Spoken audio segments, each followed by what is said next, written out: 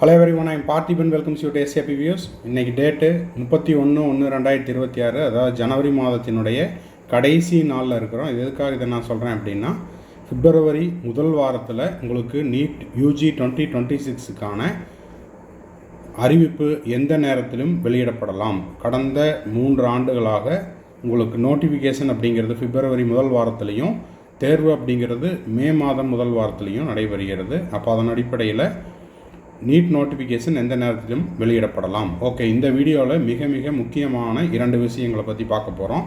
ஒன்று, NEET exam சிட்டியை நம்ம செலக்ட் பண்ணும்போது கவனிக்க வேண்டிய விஷயங்களும், அதே போல் கொஷின் பேப்பர் மீடியமை செலக்ட் பண்ணும்போதும் கவனிக்க வேண்டிய விஷயங்கள். இது ரெண்டும் நீட் அப்ளிகேஷன் போடும்போது நம்ம எதை தேர்வு செய்கிறோமோ அதே தான் உங்களுக்கு ஹால் டிக்கெட்லேயும் வரும். அங்கே தான் நீங்கள் தேர்வு எழுதணும். அந்த மீடியமில் தான் நீங்கள் எக்ஸாம் எழுத முடியும். ஸோ எக்ஸாம் ஆரம்பிப்பதற்கு முன்னதாகவே, இன்னமும் குறிப்பாக சொல்லணும்னா இந்த நீட் அப்ளிகேஷன் போடுவதற்கு முன்னதாகவே நீங்கள் இந்த விஷயத்தில் தெளிவாக இருந்துட்டீங்க அப்படின்னா கடைசி நேரத்தில் உங்களுக்கான குழப்பங்களோ இல்லை தவறுகளோ நடைபெறாமல் பார்த்து கொள்ளலாம். ஓகே, வீடியோக்குள்ளே போகிறதுக்கு முன்னாடி இது வரைக்கும் இந்த வீடியோவை சப்ஸ்கிரைப் பண்ணல அப்படின்னா மறக்காமல் சப்ஸ்கிரைப் பண்ணிவிட்டு, லைக் பண்ணாதவங்க லைக் பண்ணிவிட்டு, வீடியோவை நீங்கள் பார்த்துட்டு உங்கள் ஃப்ரெண்ட்ஸ், ரிலேட்டிவ், நெய்பர் சர்க்கிளில் யாரெல்லாம் நீட் ஆஸ்பிரண்ட்ஸ் இருக்காங்களோ அவங்களுக்கு இந்த வீடியோவை ஷேர் பண்ணிங்கன்னா ரொம்ப ஹெல்ப்ஃபுல்லாக இருக்கும்.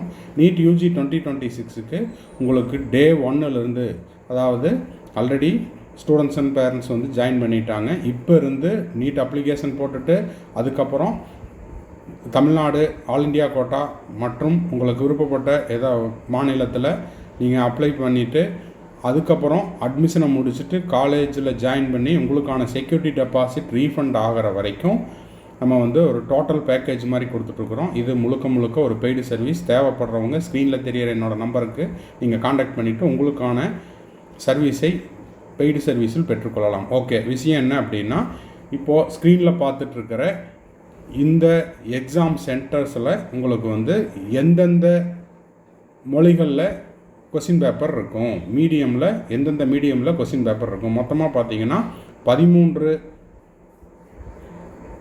அதாவது உங்களுக்கு மொத்தமாக 13 மொழிகளில் தேர்வு நடைபெறுகிறது. இதில் உங்களுக்கு எனக்கு இங்கிலீஷில் மட்டும் கொஷின் பேப்பர் வேணும் அப்படின்னா எந்த சென்டரை செலக்ட் பண்ணாலும் உங்களுக்கு medium of the question paper இங்கிலீஷில் இருக்கும். அப்படின்னா இங்கிலீஷ் கொஷின் பேப்பர் எல்லா சென்டர்ஸ்லேயும் அவைலபிளாக இருக்கும். நான் இங்கிலீஷில் அண்டு ஹிந்தியில் ஃபஸ்ட்டு மீடியம் இங்கிலீஷ்லேயும் அடிஷ்னலாக ஹிந்திலையும் வேணும் அப்படின்னா all exam centres in India. ஓகேங்களா? இங்கிலீஷ் எல்லா சென்டர்ஸ்லேயும் அவைலபிளாக இருக்கும். அதே போல் இங்கிலீஷ்லேயும் ஹிந்திலையும் வேணும்னா அதுவும் எல்லா சென்டர்ஸ் இன் இந்தியாலையும் இருக்கும். இங்கிலீஷு, ஹிந்தி, அஸ்ஸாமி அப்படின்னா அஸ்ஸாமில். அதே போல் இங்கிலீஷ், ஹிந்தி அண்ட் பெங்காலின்னா உங்களுக்கு எக்ஸாமினேஷன் சென்டர்ஸ் இன் வெஸ்ட் பெங்காலில் கிடைக்கும். இங்கிலீஷ், ஹிந்தி அண்டு குஜராத் அப்படின்னா உங்களுக்கு exam centres in Gujarat, Daman Diu, Dadra Nagar ஹாலை. இப்போ உதாரணத்துக்கு விஷயத்துக்கு வரலாம். தமிழ்நாட்டில் எனக்கு தமிழில் தேவைப்படுது அப்படின்னா இங்கிலீஷ், ஹிந்தி, தமிழ் 3 மொழிகள்லையும் இருக்கும். இப்போ தமிழ்நாட்டில் ஒரு மாணவர் தேர்வு எழுதுகிறாரு அப்படின்னா அந்த கொஷின் பேப்பர் ஃபஸ்ட்டு இங்கிலீஷில் இருக்கும். அதுக்கப்புறம் அதனுடைய டிரான்ஸ்லேஷன் வேணும்னா தமிழில் இருக்கும். அதே போல் ஹிந்தி வேணும்னா நீங்கள் ஹிந்தியை செலக்ட் பண்ணியிருந்தீங்கன்னா இங்கிலீஷ் அண்டு ஹிந்தியில் இருக்கும். இப்போ உதாரணத்துக்கு இதுதான் ஒவ்வொரு ஆண்டும் மாணவர்கள் செய்யக்கூடிய தவறு. உதாரணத்துக்கு ஒரு மாணவர் பெங்களூரில் ஒரு கோச்சிங் சென்டரில் படிச்சுட்ருக்கிறாரு. இப்போ தேர்வு எழுதுறதுக்காக நான் தமிழ்நாட்டுக்கு வரல, கோச்சிங் சென்டர்லேயே படிச்சுட்டு கோச்சிங் சென்டர் மூலமாகவே நான் அப்ளை பண்ணிவிட்டு அங்கேயே எக்ஸாம் முடிச்சுட்டு அதுக்கப்புறம் ரூமை வெக்கேட் பண்ணிவிட்டு கடைசியாக எக்ஸாமை முடிச்சுட்டு தான் நான் வீட்டுக்கு வர போகிறேன் அப்படின்ற மாணவர்களாக இருந்தால், பெங்களூரில் படிக்கிற மாணவர் அவர் கர்நாடகாவை சூஸ் பண்ணியிருப்பார். கர்நாடகாவில் இருக்கக்கூடிய ஏதாவது ஒரு எக்ஸாம் சென்டரில். ஆனால் அவருக்கு டிரான்ஸ்லேஷன் தமிழ் தேவைப்படுது அப்படின்னா அங்கே கர்நாடகாவில் உங்களுக்கு என்னென்ன மொழிகளில் கிடைக்கும் அப்படிங்கிறது பாருங்கள். இங்கிலீஷில் கிடைக்கும், ஹிந்தியில் கிடைக்கும், கன்னடாவில் கிடைக்கும். அப்போது இங்கிலீஷ் போதும் அப்படின்னா நீங்கள் எந்த சென்டரை வேணால் செலக்ட் பண்ணலாம். பர்டிகுலராக ரீஜனல் லாங்குவேஜில் எனக்கு தமிழ் வேணும், இல்லைன்னா தெலுங்கு வேணும், இல்லைன்னா மலையாளம் வேணும்னா அந்த ரீஜனலில் தான் நீங்கள் வந்து சென்டரை செலக்ட் பண்ணணும். இன்னும் ஒரு உதாரணத்தை சொல்லிடுறேன். இப்போது ஆந்திராவில் ஒரு சென்டரில் நீட் கோச்சிங் சென்டரில் ஒரு மாணவர் படிச்சுட்ருக்கிறாரு. அவருக்கு இங்கிலீஷ் அண்டு தமிழ் வேணும் அப்படின்னா அவர் தமிழ்நாட்டில் வந்து தான் தேர்வு எழுதுகிற மாதிரி இருக்கும். நான் சொல்கிறது உங்களுக்கு கிளியராக புரியும்னு நினைக்கிறேன். அதுவே ஆந்திராவை சூஸ் பண்ணிவிட்டு எனக்கு வந்து அங்கே இங்கிலீஷில் இருக்குது, ஹிந்தியில் இருக்குது, இல்லைன்னா தெலுங்கில் தான் இருக்குது, எனக்கு தமிழ் மீடியம் கொஸ்டின் பேப்பர் வேணும் அப்படின்னா கிடைக்காது. ஸோ இந்த 13 மொழிகளில் நீங்கள் எந்த மொழிகளை செலக்ட் பண்ண போகிறீங்க? இங்கிலீஷ் அப்படிங்கிறது எல்லா மாநிலங்கள்லேயும் எல்லா தேர்வு மையங்கள்லேயும் கிடைக்கும். ஹிந்தியும் எல்லா மாநிலங்கள்லேயும் எல்லா தேர்வு மையங்கள்லேயும் கிடைக்கும். அது இல்லாமல் நீங்கள் பர்டிகுலராக ஒரு ரீஜனல் லாங்குவேஜ் வேணும், இங்கிலீஷ் ப்ளஸ் தமிழ் வேணும், இங்கிலீஷ் ப்ளஸ் மலையாளம் வேணும், இங்கிலீஷ் ப்ளஸ் கன்னடா வேணும் அப்படின்னா அந்தந்த ஸ்டேட்டில் தான் நீங்கள் செலக்ட் பண்ணுற மாதிரி இருக்கும். ஸோ இந்த அப்ளிகேஷன் போடுறதுக்கு முன்னாடி நீங்கள் எந்த மொழியில், அதாவது எந்த பிராந்திய மொழியில் நீங்கள் தேர்வு எழுத போகிறீங்க, அதாவது டிரான்ஸ்லேஷனுக்கு எந்த லாங்குவேஜ் இருந்தால் உங்களுக்கு ஹெல்ப்ஃபுல்லாக இருக்கும் அப்படிங்கிறத டிஸ்கஸ் பண்ணிவிட்டு பேரண்ட்டுக்கிட்டையும் டிஸ்கஸ் பண்ணிவிட்டு உங்களுடைய கோச்சிங் சென்டர்லையும் டிஸ்கஸ் பண்ணிவிட்டு செலக்ட் பண்ணுங்கள். சரி, இது வந்து ஃபஸ்ட் இன்ஃபர்மேஷன். ரெண்டாவது இன்ஃபர்மேஷன் என்ன அப்படின்னா, இப்போது கடந்த ஆண்டு எந்தெந்த தேர்வு மையங்களில் தேர்வு நடைபெற்றது ஸ்டேட் வைஸா அப்படிங்கிறத நான் என்ன பண்ணியிருக்கிறேன்னா ஒரு பிடிஎஃபை உங்களுக்கு கம்ப்ரெஸ் பண்ணி கொடுத்துருக்குறேன்.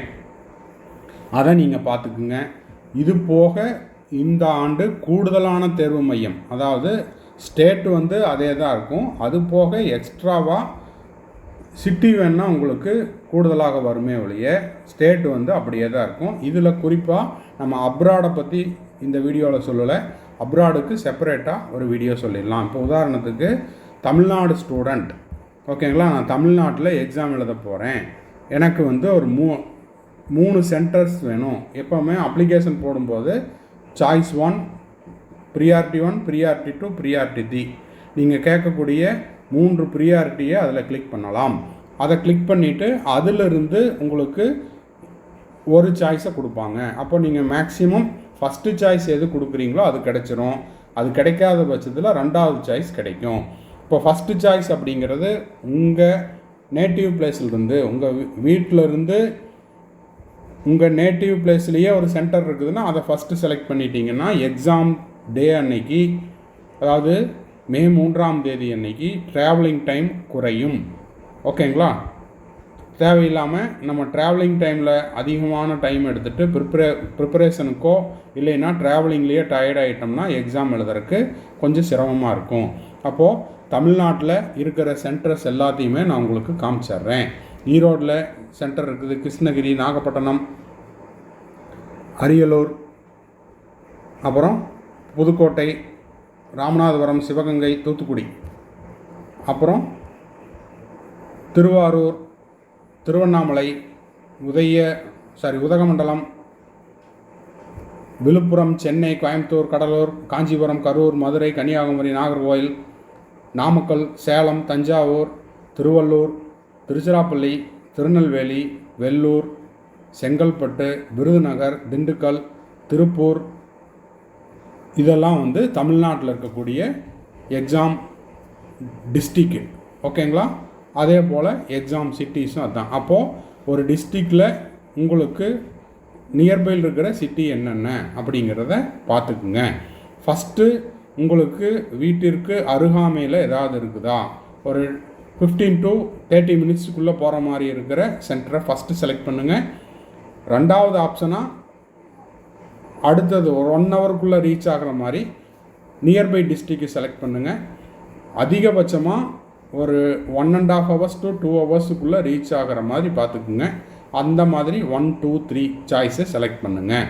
இல்லை சார், நான் வந்து என்னோடய நேட்டிவ் பிளேஸில் வேண்டாம், என்னுடைய கோச்சிங் சென்டருக்கு பக்கத்துலேயே வேணும் அப்படின்னா நீங்கள் எந்த கோச்சிங் சென்டரில், எந்த ஸ்டேட்டில், எந்த டிஸ்ட்ரிக்டில் படிச்சுட்டு இருக்கிறீங்களோ அதுக்கு பக்கத்தில் இருக்கிறத நீங்கள் கிளிக் பண்ணிட்டீங்கன்னா 99% ஃபஸ்ட்டு சாய்ஸே கிடைச்சிடும்.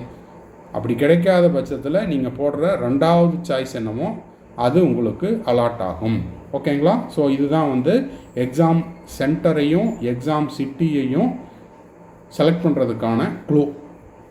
இந்த வீடியோ உங்களுக்கு யூஸ்ஃபுல்லாக இருந்துச்சு அப்படின்னா மறக்காமல் ஒரு லைக் பட்டனை ப்ரெஸ் பண்ணிவிட்டு இது வரைக்கும் சப்ஸ்கிரைப் பண்ணாதவங்க சப்ஸ்கிரைப் பண்ணிட்டீங்கன்னா நீட் யூஜி 2026 அட்மிஷன் முடித்து காலேஜில் ஜாயின் பண்ணி செக்யூரிட்டி டெபாசிட் ரீஃபண்ட் ஆகிற வரைக்கும் நம்ம போடுற எல்லா வீடியோஸும் நோட்டிஃபிகேஷனாக வந்துடும்.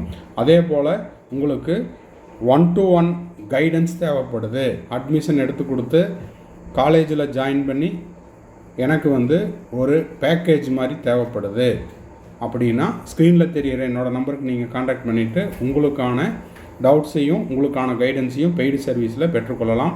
இந்த சர்வீஸை வந்து நம்ம கடந்த 5 ஆண்டுகளாக கொடுத்து கொண்டிருக்கிறோம். தமிழ்நாட்டில் அதே போல் ஆல் இண்டியாவில் ஒரு கல்லூரிக்கு குறைந்தபட்சம் ஒரு மாணவராகவும் நம்ம எஸ்ஏபி வியூஸ் யூடியூப் சேனல் மூலமாக கைடன்ஸ் பெற்றுட்டு படித்து கொண்டு உள்ளனர். அதனால் இந்த சர்வீஸ் தேவைப்படுறவங்க இந்த நம்பருக்கு காண்டாக்ட் பண்ணிங்கன்னா உங்களுக்கான கைடன்ஸை கொடுக்கப்படும். வீடியோ இன்னும் முடியல, கடைசி வரைக்கும் பார்த்துக்குங்க. இப்போது ஸ்க்ரீனில் பார்த்துட்டு இருக்கிறது நான் வந்து 2026க்கு செல்ஃப் ஸ்டடி பண்ணிகிட்ருக்கிறேங்க சார். எனக்கு நிறைய ஆன்லைன் டெஸ்ட்டு எழுதி பார்க்கணுன்னு விருப்பமாக இருக்குது. அது மட்டும் இல்லாமல் நான் வந்து ஒரு கோச்சிங் கிளாஸில் டே ஸ்காலராக படிச்சுட்ருக்கிறேன். வீட்டுக்கு வந்து எனக்கு நிறைய டைம் இருக்குது.